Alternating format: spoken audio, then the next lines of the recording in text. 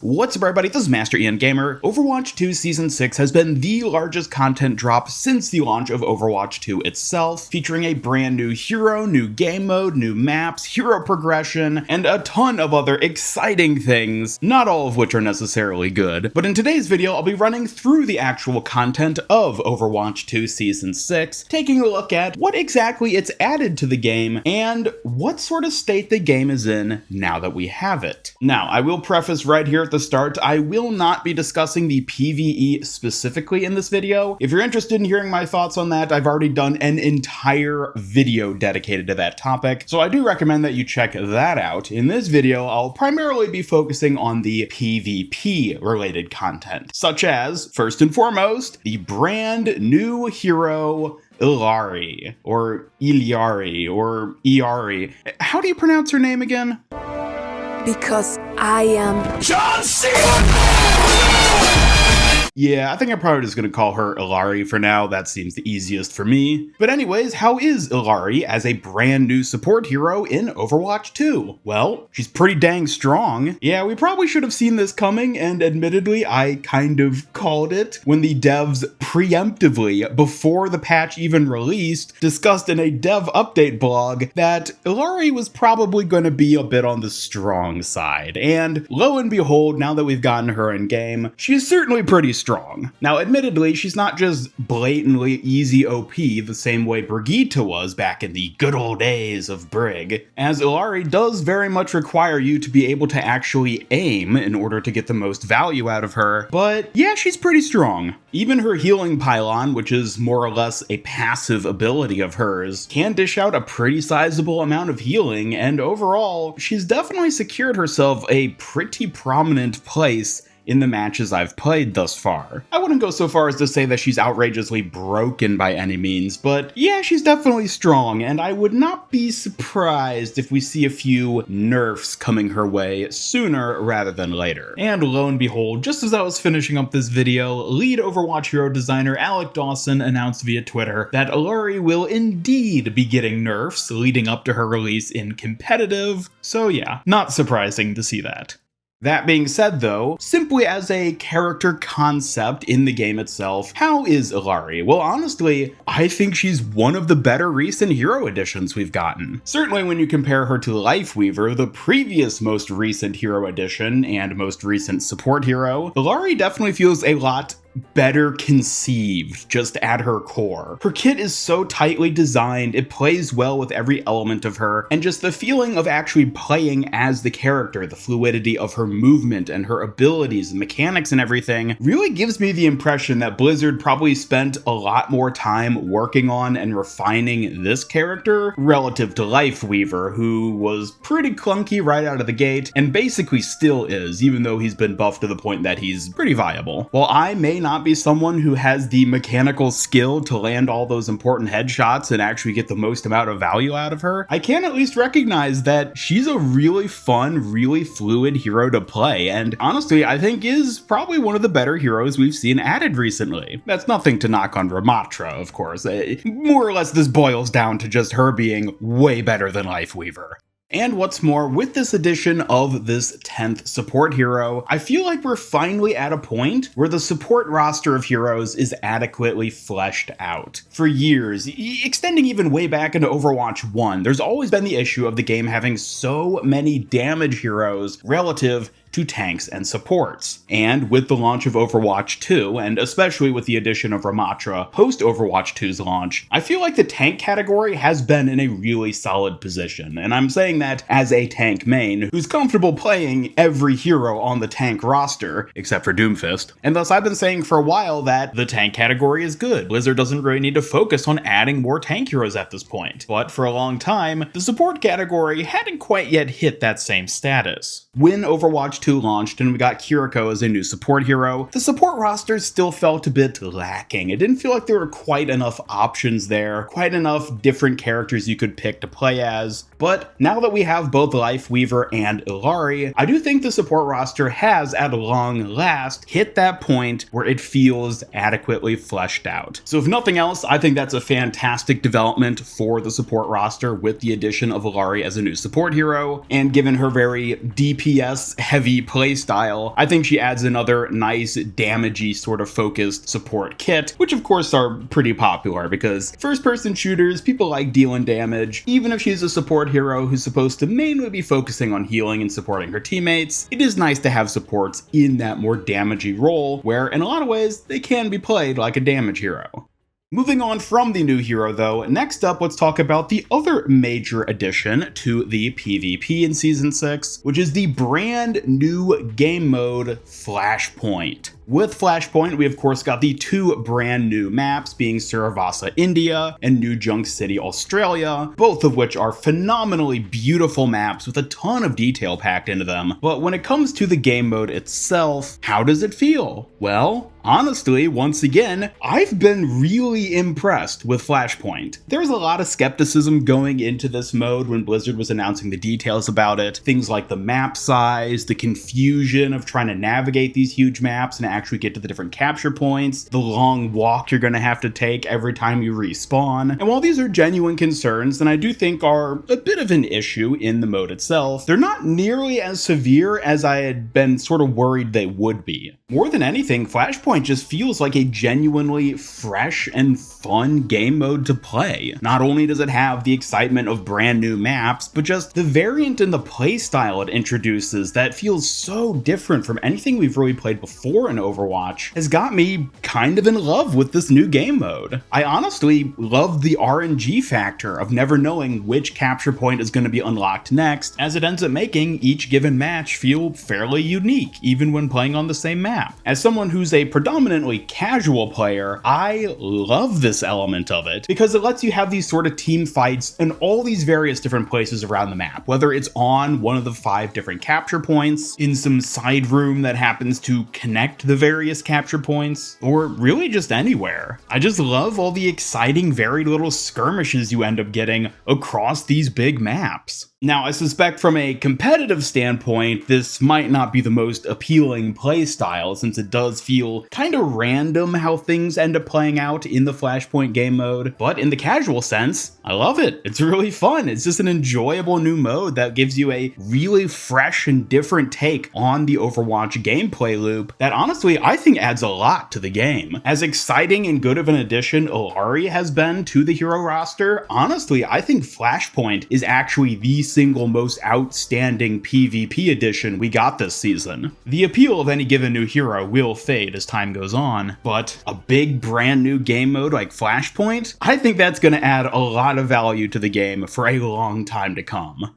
Now, how about some of the other less prominent aspects of Season 6? Well, next up, let's go ahead and talk about hero progression, something which Blizzard has been teasing and players have been asking for years at this point, and once again, it's pretty nice. Now, this isn't by any means comparable to getting a new hero or new map or game mode, but it is just a nice little extra bit of content and stuff, basically, to have in the game, which is a really nice thing that some players, if they want, can focus on. There's definitely a bit of satisfaction seeing you level up your favorite characters and seeing how good you did in any given match versus any other by looking at the individual stats of different elements. And honestly, it just feels like something that probably should have been there from the get-go. I realized that in terms of development time and stuff, they weren't able to get it in with the launch of Overwatch 2, though honestly, I really wish they had because it's a nice feature and is one that I think adds a decent bit of value to the game itself. I will say it is a shame that it doesn't track older stats from past matches and heroes you've played, and as someone who's been playing Overwatch since 2016, it is a bit of a bummer to just see all that playtime and all those stats just poof, insignificant now that we got this new progression system, which doesn't take into account any of that past playtime. But honestly, I can't really blame Blizzard for doing a sort of stats reset with the launch of this season, given just how fundamentally everything has changed with the addition of this new progression system. It would certainly be nice if we could see those older stats being tracked, but I think it was sort of inevitable that Blizzard would have to handle it this way, just because reclaiming all those old stats and converting them into the new progression system, if it even could be done, it probably wasn't worth the effort on Blizzard's part. So it is what it is. It'd be nice if we had that old data still, but nonetheless, I like that at long last we do get a more fleshed out progression system. It doesn't add a whole ton ton to Overwatch 2 as a mechanic or feature, but it's a nice thing to have nonetheless. And next up for Season 6, let's talk a bit about the Battle Pass. I've already done a whole video showing off all the new cosmetics that were added in Overwatch 2 Season 6, but something which a lot of people like to focus on is the value of a Battle Pass. After all, most people aren't Overwatch-obsessed content creators like myself who inevitably buy every season's Battle Pass, so some of you might be interested in the value of a given season's content additions when it comes to things like the Battle Pass and skins. So how is the Season 6 Battle Pass? Well, barring the subjective angle of liking robot-themed skins more than fantasy adventure-themed skins like what we saw in Season 5, I actually kind of think that the Season 6 Battle Pass is a little subpar. Sure, the skins in it are decent, but it should be worth noting that unlike past seasons, in Season 6 there's only one free skin you can earn from playing through the free track of the Battle Pass. In previous seasons, we saw at least 2 skins be earnable from the free track, but for whatever reason, Blizzard decided to cut it down to just 1 this season. And also, they are evidently in the practice now of reusing old content to help flesh out the Battle Pass, as seen with this Null Sector spray, which you can unlock in the Battle Pass for Season 6, which was previously available in the Overwatch 1 Archives event. Yes, this is an old spray. If you're an old veteran player, you almost certainly already have it. And while it might seem silly to get all worked up over, oh, just a single spray being reused, what if this sets a precedent where Blizzard eventually reaches a point where they start reusing skins as well? I think then we would certainly see people starting to have an issue with the content Blizzard is putting in the Battle Passes in that case. Basically, what I'm harping on here is the fact that it doesn't set a good precedent for Blizzard to be reusing older content in Battle Passes as Battle Pass content, because if you're paying for the Battle Pass, or at least just playing through it in a given season for free, you want to be able to get new things out of it. You don't want it to be reusing older content, especially if it's older content you already have from previous seasons or even back in Overwatch 1. So is it the worst thing for Blizzard to be reusing old sprays? No, but it's certainly not something we like to see, and hopefully doesn't go anywhere worse than that. In speaking of the Battle Pass though, I do think I should take this opportunity to once again acknowledge my issue with this season's Mythic skin. The skin itself is great. I love this redesign for Ana. I love all the special effects that are included with it, but the skin only has 8 customization options, the least number of options we've seen out of all the Mythic skins Blizzard has released. And what's worse is that the skin before it, the Tracer Mythic skin from Season 5, had the second least amount of customization options, which means again, we're potentially seeing a bit of a downward trend where Blizzard is starting to cull some of that customization from each progressive season's Mythic skin. I talked about this in my skins overview video for Season 6, but I do think it's worth mentioning here again. Blizzard, please don't do this. Mythic skins are all about having customization options and being able to redesign the skin to whatever fits your particular interest in its appearance. And when you remove options for customization, you're removing the inherent value of these Mythic skins. Do not do this, Blizzard. This is bad. Nobody likes this.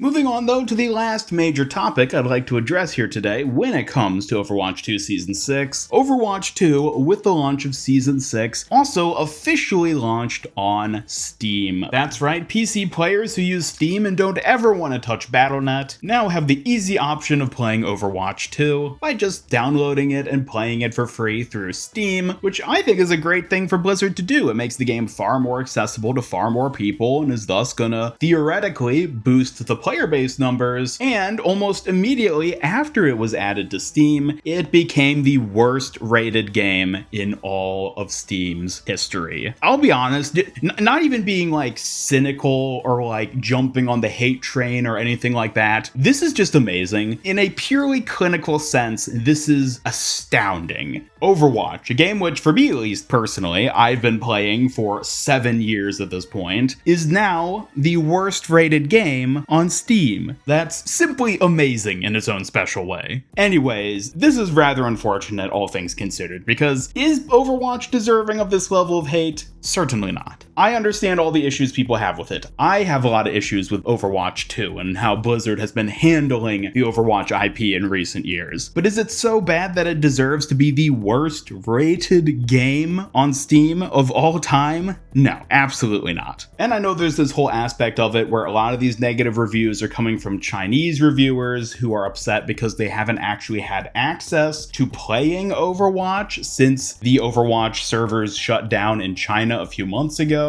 That's a whole separate topic, which I don't think is really worth delving into here in this video. But there are also, of course, a number of trolls, people who are just spamming hate reviews for the game and that sort of thing. But there are also quite a few genuine reviews of disdain for the game. People who don't like the direction Blizzard has taken in Overwatch 2, people who don't like the way they've handled the monetization, and these are all fair criticisms, admittedly. Despite this, though, clearly people are still playing the game, which is good. Even if people are trashing on it constantly, they're at least still playing it, which means theoretically they're getting some enjoyment out of it, and it certainly benefits the rest of us who do actually enjoy the game because it boosts the player base numbers, which, if nothing else, just leads to better matchmaking. So what's the big takeaway from all these Steam reviews? Well, at the end of the day, it's funny and kind of amazing, but really doesn't matter. So yeah, is what it is, I guess. I just thought it was such a fascinating thing to have happen to Overwatch 2 that I really wanted to just acknowledge it at the very least in this video. But yeah, Overwatch 2, the lowest rated game in the history of Steam. That is genuinely impressive. And so in closing, what are my overall thoughts on Overwatch 2 Season 6? Well, if I'm being honest, and again, barring the PvE side of things, since I touched on that in a completely separate video, which I do still recommend you check out, I think Season 6 has actually been a really great update for Overwatch 2. Illari is a fantastic new hero addition who I do think is going to probably be getting some balance changes in the near future to help better adjust her, so nothing to really worry about there in terms of her current power level. Flashpoint I think is a phenomenally fun and fresh new game mode that adds a ton to the game itself. The new maps that released along with it are great as well. The hero progression is a nice feature to have in the game, and while there were some issues I think with the battle pass for this season and also the whole Steam debacle, by and large I think the game has actually benefited tremendously with the PvP related content that released this season. Honestly, with this big new content drop, it feels like Overwatch 2 is finally hitting a point where it's justified in being